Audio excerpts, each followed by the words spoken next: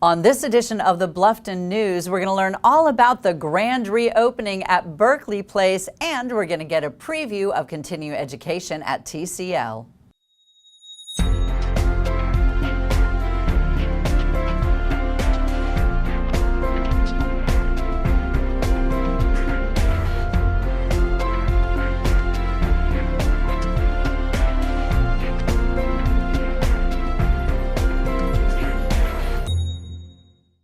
Welcome to the Bluffton News. I'm Anneliza Itkor, and we have a lot to cover: business, entertainment, and of course the latest local news. But first, let's start with Bluffton's current headlines. Beaufort County Administrator Gary Kubik announced that Scott Marshall will be the new Parks and Leisure Services Director. Mr. Marshall has been employed with Beaufort County since June of 2009 as Executive Director of the Board of Elections and Registration. He will lead both departments until an interim director for the Board of Elections and Registration is named. The Beaufort County Accommodations Tax Board has hung out the Help Wanted sign. The board is looking for a strong candidate to complete the committee. Members of the board receive and review applications from organizations requesting money from the county's Accommodations Tax Fund, a fund with the specific purpose of promoting tourism in Beaufort County. Members of the board will also make recommendations to County Council on the use of the funds collected by means of the 2% sales tax on tourist lodging facilities. The volunteer for this position must work in the hospitality lodging industry. For more information about the Beaufort County Accommodation Tax Board, check out the county website at bcgov.net. Back when cattle farmers shared their land with each other, they branded their cattle so farmers knew how to differentiate whose cattle belonged to whom. Well, the town of Bluffton is starting a process to brand itself so others know what is different and distinctive about Bluffton versus other parts of the Lowcountry.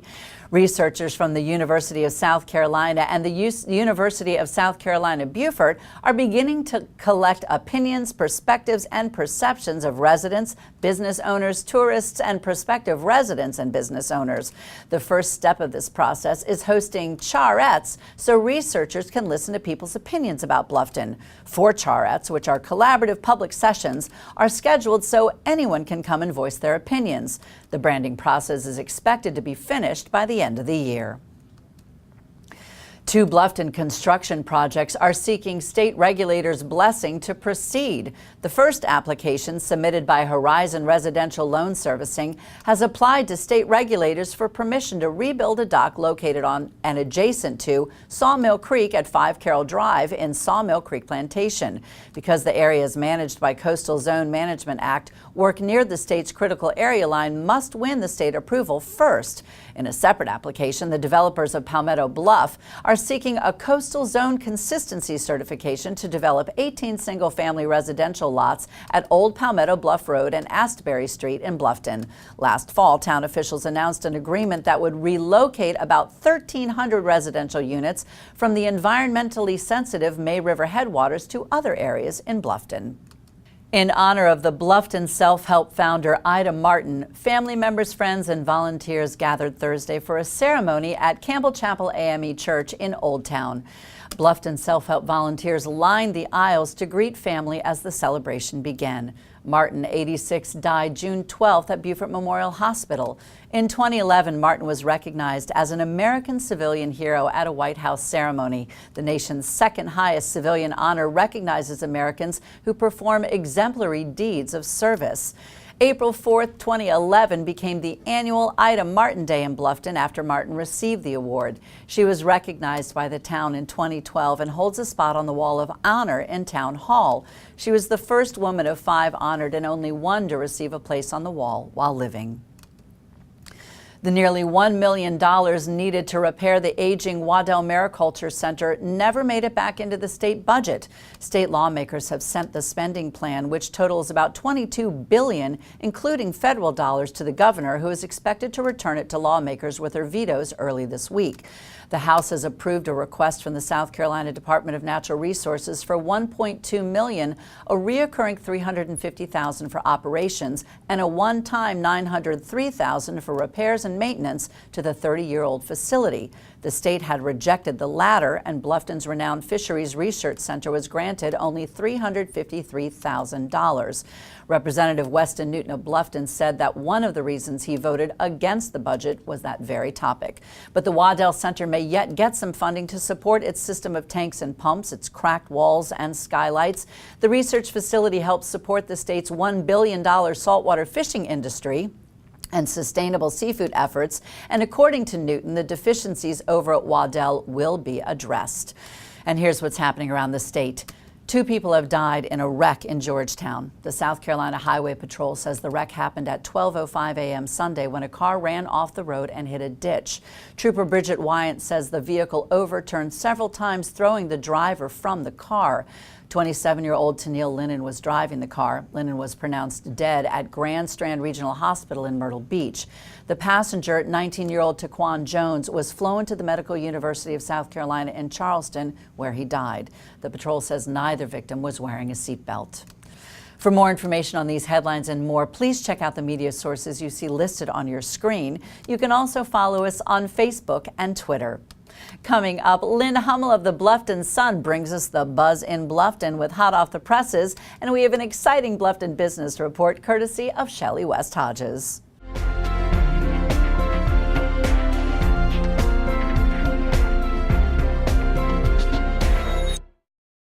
Welcome to Brown Golf, where playing here has its rewards. Purchase a 20-round package of golf prior to May 1st, 2013, and receive a full day with yours truly. That's 18 holes of golf, 2-hour mini school, and lunch.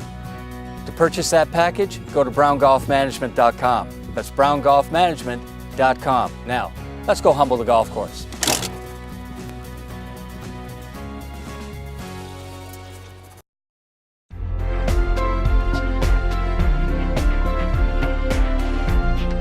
Welcome back to the Bluffton News. Joining me now is Lynne Hummell of the Bluffton Sun. So Lynne, apparently there is a new Bluffton business that has been piquing everybody's interest. Why don't you tell us about it? Finally, Project Robot has been revealed. After a few weeks of secrecy, EcoDual, a company that provides dual fuel conversion systems, say that 3 times. I was going to say, that's tough to say. Dual fuel conversion systems for heavy-duty trucks has announced that it will be building a 100,000 square foot facility, investing $13.7 million and bringing 307 jobs to Beaufort County. The fuel conversion systems made by EcoDual enable diesel trucks to operate on up to 60% U.S.-produced natural gas, thereby cutting fuel costs for fleet owners. This is the project that the county and state officials courted recently with incentives, including the purchase of an $850,000 piece of equipment. Now, we talked about this a few weeks ago. We didn't know what it was and what were they going to be spending this money on. Well, we now know that the machine is an engine testing device called a dynamometer. Wow. This is very exciting for Bluffton. That's a lot of jobs coming into the area. It's a very interesting technology. When do they anticipate being up and running? Well, the company has been up and running for the past 30 months, and for now they're going to be operating out of an office on Bay Street over in Beaufort and an existing maintenance garage over there as well. And over the next 18 months, they will also obviously be recruiting for employees, and I'm sure that a lot of folks from Bluffton will be interested in that. And they hope to complete their new manufacturing facility in the Beaufort Commerce Park. All right, well, that's exciting new news. We're now going to take a look at some existing news that's kind of been dragging out. What are the latest twists and turns in the ongoing Sun City stucco lawsuits? Yeah, these have been going on for several years now, and lawyers for the homeowners who are suing the developers and the plaster companies say that the battle is ramping up and cited 2 recent actions. A couple of weeks ago, the South Carolina Court of Appeals ruled that the lawsuit should be settled in arbitration. And a judge is expected to sign a notice that will go to thousands of other homeowners to invite them to be a part of a different class action suit. And this stems from a group of several homeowners who say that developer Pulte Homes Incorporated, the developer Del Webb Communities, and the SC State Plastering are responsible for construction defects in their home siding. The Court of Appeals decision brings to an end one of the lawsuits that was filed by a couple in 2008, because that is the matter that will be settled in arbitration and can't be appealed by either party. And another suit is the class action one, and that one will go to 4,300 other homeowners that they'll be invited to join it. Now, approximately how many lawsuits have been filed? Before these two suits, another 140 homeowners sued the developers and the plaster company individually, and this has been over a few years. But last year, Judge Michael Bosley approved a class action so that the courts wouldn't be bogged down with trying all of these suits individually at the same time. Wow, that's a big undertaking. It's going to be interesting to see how this plays out. Sure will. All right, Lynn, thanks so much. As usual, great information. Thanks, Anneliza. Hi, it is a beautiful day in Bluffton, South Carolina, and we are down at the Bluffton Oyster Park, where there are many outside adventures here and great business in Bluffton for people who are visiting and locals to get some outdoor exposure and get some great exercise. And I'm going to be talking to marshgrassadventures.com and standandpaddle.com on all the services they have to offer here in the area. Eric Burns, owner and operator of marshgrassadventures.com. Eric, tell us about your business and how you got started. Well, we're a mom and pop grassroots organization here on the May River. We started about 5 years ago operating here in Bluffton, promoting paddle sports. And so we introduced kayaking and paddleboarding to this area on a large scale. And we take people out daily on tours. So I met Roddy Metters here on the water last year, and we have complementary businesses. And so he is a stand-up and paddleboard instructor. I'm a kayaking instructor, and we just made sense to combine each other's efforts and work with each other. This summer we'll be doing fishing tours, stand-up paddleboard tours, kayaking tours. We do moonlights, we do full moons, we do new moons, we do anything that you want to go out here and get on the water with.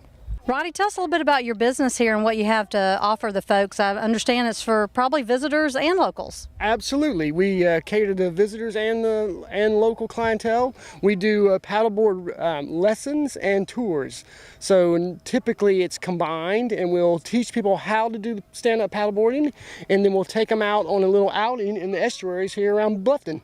Well, it's always a beautiful scenery here. I also understand that you do a little bit of paddleboard racing. That's the first I've heard of that. Tell us about your racing. Yes, it's a rapidly growing sport, and so all around the country, especially on the coastal, but it's going inland also, there's groups of paddleboarders, along with kayakers sometimes, and get together for racing. And it's very competitive, and it's a rapidly growing sport. And I participate as much as I can. Well, that's incredible, and what better place to do such a business and participate in those type of events. And how do folks reach you? I know you're partnered with Marshgrass Adventures. How do they reach you if they want to just do stand-up paddle? So they can always reach me through Marshgrass Adventures with Eric, or they can go to www.standandpaddle.com. Well, thank you, Roddy. We wish you the best of luck with your business this summer, and happy paddling. Thank you. And that is back to you with another great face of Bluffton. Thanks, Shellie. It sounds like it was an exciting week. When we return, we'll learn about the Berkeley Place grand reopening and all about continuing education at TCL.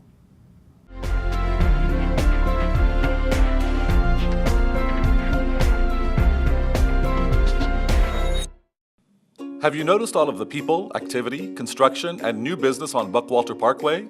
Buckwalter Place is a 94-acre knowledge-based, mixed-use, new town development in Bluffton, South Carolina, and is the focus and nexus of a significant amount of economic, commercial, governmental, educational, entertainment, social, and cultural activity in southern Beaufort County.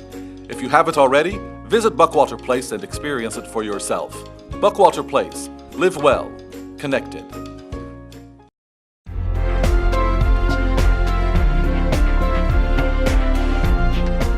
Welcome back to the Bluffton News. Joining us now is Bill Bosley. He's the owner-director of Bosley Asset Management. And I understand, Bill, today we're going to be talking a little bit about Berkeley Place. What are the latest goings-on? Well, Anneliza, Berkeley Place is making a comeback that we're very excited about. You may know it was developed in 2005. Had a real hard time in the recession and unfortunately lost several tenants. Beef O'Grady's and Cone Man and the liquor store come to mind. But it was purchased recently by Garrison Investments, who's a big company out of Manhattan. They've hired our company to manage the property, and we've got 6 new tenants we're excited about. We're having a re-grand opening this coming Saturday, and we're excited that Berkeley Place is on its way back. Now, why did you decide to have a grand reopening? Well, we want to introduce the community to the new Berkeley Place. It had a lot of deferred maintenance. The property was ignored for a couple years during the recession. The previous owner went through foreclosure before Garrison bought it. So now there's been an infusion of some cash. We're addressing all the deferred maintenance needs.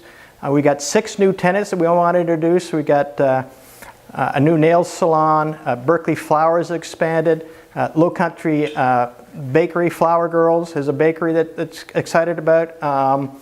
And we're talking to, we've got Cinco Mexican restaurant coming. They'll probably be open around November, the same people that own Los Jalapenos at Bridge Center. And the flower shop's expanded. We got Berkeley Snacks opening up. So there's a lot going on that we're excited about, and we're talking to some major people about where Polly's Pizza used to be. We're talking to some ice cream folks for the ice cream shop. So again, we're excited. We want to introduce these people to the community. They're all hopefully going to be there on Saturday. We'll have some giveaways, some stuff for kids, and it'll be a fun party day. Now, how exactly did Sperry Van Ness and Bosley Asset Management get involved? Well, I've known that property for many years and have always been trying to convince them that needed professional management from day one. When it went through foreclosure, a receiver out of Charlotte was appointed. I've always argued that they ought to have local professional management. And when Garrison bought it, they're a sophisticated investment firm. They realized they needed local management. A couple of their officers walked in my office one day, and I was able to produce a report all on Berkeley Place that we had done for the previous owner, and I think they were impressed that we knew the property that well. We eventually negotiated and signed a management agreement, and we've now been in there for a couple of months trying to turn it around. Well, it certainly sounds like it's been a very beneficial partnership. Now, you've told us a little bit about what's going to be happening at the grand opening. Tell us again, when exactly is the grand reopening? It's this Saturday the 29th. We're going to have 104.9 The Surf do a live feed from the property starting at, I think they're there at 10 o'clock. The headliners are going to be playing from 2 to 5, and everybody knows what a great band they are, that they're fun. We're going to have a lot of inflatables and slides and balloons and face painting for the kids. A lot of the merchants are going to participate, and they'll have discount coupons and giveaways. We got some great anchor tenants there, the Cinema and Outback and TD Bank. They're all participating. Cheeseburger, and Chin Dynasty. And I'm opening up a little photo gallery, which is my hobby, so there'll be a lot going on that we're excited about. It sounds like it's going to be a great way to spend a Saturday. Bill, thanks so much for joining us. Thank you for having me. I am so delighted now to welcome Amanda Hayman. She's one of the program managers for continuing education at the Technical College of the Low Country. Amanda, why don't you start off by telling our viewers a little bit about what continuing education is? Well, continuing education is the other side of the house.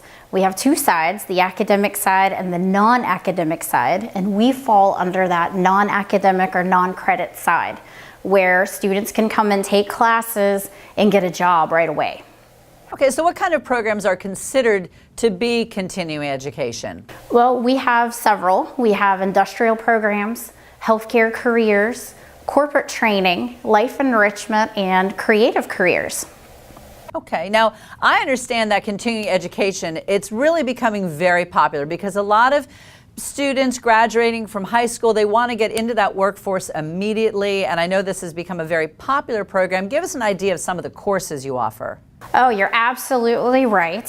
Some of the courses we offer, like in our industrial technology, we have welding, machine shop, logistics. We also have in healthcare, certified nursing assistant. You can get a job in as little as 3 months, which is very popular. Under that, we also have EMT and phlebotomy. We do some corporate training, which is customized to your business's needs, and also life enrichment, which are the fun classes. That's actually my specialty, and our creative careers. So if you're looking for a job in, let's say, computers or veterinarian assistant, we have a program for you.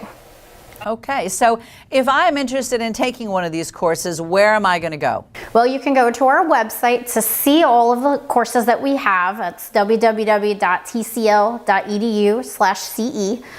You can call our front desk and register over the phone with most of the courses. Some of them have some criteria some eligibility requirements, but all of that's listed on our website. Okay. Now, if I am taking these courses, are they online courses? Am I physically attending school? Tell us a bit about that. Well, it's a great question. We actually have classes both. We have in-class classes, the traditional type classes. Most of them are hands-on because they are healthcare and industrial, computers, that sort of thing. But if you can't come to class, because we all have busy lives, we know how that works, you can take some online classes. And again, those courses are listed on our web. Okay. Now, are you looking for new courses, instructors? We are always looking for new and fresh ideas for courses, new instructors, people who love to do something. They're really, really good at woodworking or whatever, you fill in the blank.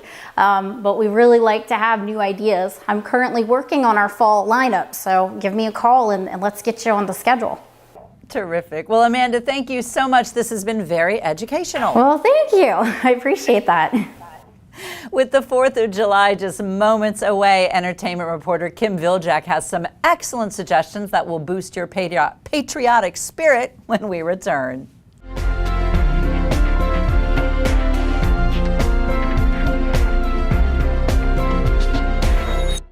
How's the air temp at your house? Hotter? Colder? Never fear, Season 7 at Covert Air is now underway. If your home is not in the comfort zone, we can be on the scene today. Clean a little coil, find a little leak. If it's over the hill, replace it. Summer's coming, have no worries. Sit back, relax, and stay cool. Covert Air to the rescue. Available 24 hours a day, 7 days a week.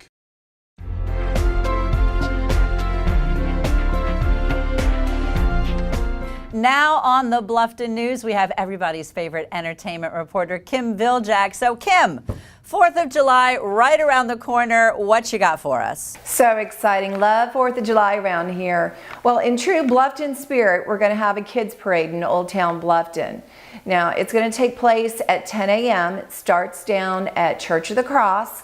Everybody is welcome. Bring your dogs, big kids, little kids. Bring your wagons, your bicycles, whatever you have. Come on down for that. Again, it's at 10 a.m. It's from 10 until 11. They're going to meander all the way around downtown and finish up at Lawton Street. It's a great way to start the holiday. And then, of course, we have all the fantastic fireworks shows that are all around us. In Bluffton, we're so lucky we can pretty much look over any river and catch a great fireworks show. Of course, we have the Shelter Cove, the Skull Creek, and Harbortown shows. And I'm on the other side, and I can watch some from Kalawasi and all those great places over the Colleton. So we're lucky to be here in Bluffton and catch some great fireworks shows. I'll tell you, I don't think there's a more patriotic place to be. It is fantastic. Now, moving on, we were talking a little earlier with Bill Bosley about the grand reopening out at Buckwalter Place.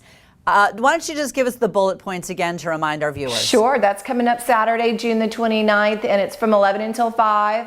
Councilwoman Karen Lavery is going to be out there. She's going to be doing the honors at noon. Of course, Bob Bradley gets the party started with a live broadcast. And then the headliners take the stage at 2. Kids activities all day long. It's going to be a fantastic day.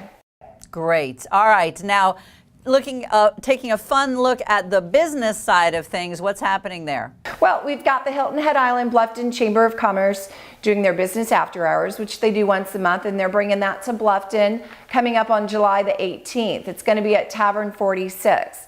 And that starts at 5:30. It's 5:30 to 7. For chamber members, it's $10. For non-members, it's $20. Of course, that includes all your beer, wine, appetizers, and it's going to be at a great place, Tavern 46. Great. Well, Kim, as always, you make the week so much more fun. Thanks for being here. Thank you. Thank you for joining me for the news program that is all Bluffton all the time. I'm Anneliza Itkor for the Bluffton News. We'll see you next time.